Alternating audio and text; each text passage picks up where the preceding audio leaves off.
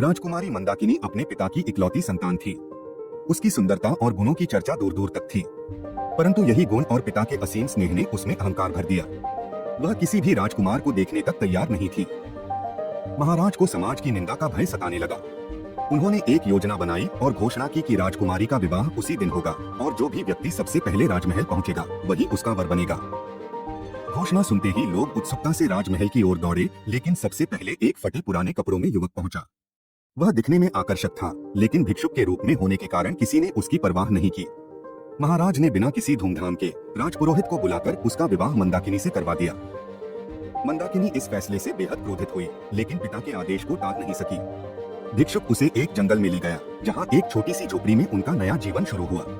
मंदाकिनी को पत्ते और लकड़ियाँ इकट्ठा करनी पड़ती थीं और केवल कंदमूल पर जीवन यापन करना पड़ता था। कुछ समय बाद भिक्षुक उसे गांव ले आया और मिट्टी के बर्तन बेचने का काम करने को कहा। यह काम मंदाकिनी के लिए बहुत कठिन था, लेकिन उसने विवश होकर इसे स्वीकार किया। एक दिन वह बर्तन बेचने में असफल रही। दुखी होकर घर लौटी, लेकिन भिक्षुक ने उसे कुछ नहीं कहा। अगले दिन भिक्षुक ने कहा, अब हमें नगर में काम ढूंढना होगा। राजा रंग मोहन की रसोई में तुम्हें काम मिल सकता है।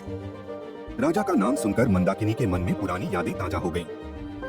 राजमहल में मंदाकिनी ने सेविका के रूप में काम शुरू किया। धीरे धीरे उसने अपने नए जीवन में संतोष पाना शुरू किया। बसंत पंचमी के दिन राजा रंग मोहन का जन्मदिन था। सभी सेवकों को पुरस्कार दिया जा रहा था। जब मंदाकिनी की बारी आई तो वह हाथ जोड़े राजा के सामने खड़ी हुई। राजा ने मंदाकिनी से कहा, तुम्हें याद है, एक समय मैं तुम्हें अपनी रानी बनाना चाहता था। मंदाकिनी ने सिर झुकाकर उत्तर दिया, महाराज, अब यह अधर्म होगा। मेरा पति भिक्षुक है, लेकिन वही मेरा सब कुछ है। राजा मुस्कुराए और बोले, मंदाकिनी, क्या तुम्हें मेरे और तुम्हारे पति में कोई समानता नहीं दिखती? यह सुनकर मंदाकिनी चौंक गई। सच्चाई सामने आई कि उसका पति और कोई नहीं, स्वयं राजा रंग मोहन थे। राजा ने कहा, तुम्हारे अहंकार को मिटाने का यही एकमात्र उपाय था। मैंने तुम्हें सिखाया कि जीवन के हर पहलू में संतोष और विनम्रता जरूरी है। मंदाकिनी की आंखों में आंसू आ गए। उसने राजा के चरणों में गिरकर क्षमा मांगी। इसके बाद राजा ने मंदाकिनी को अपनी रानी के रूप में स्वीकार किया। दोनों ने मिलकर एक नया जीवन शुरू किया, जो प्रेम, विनम्रता और आदर्शों से भरा था।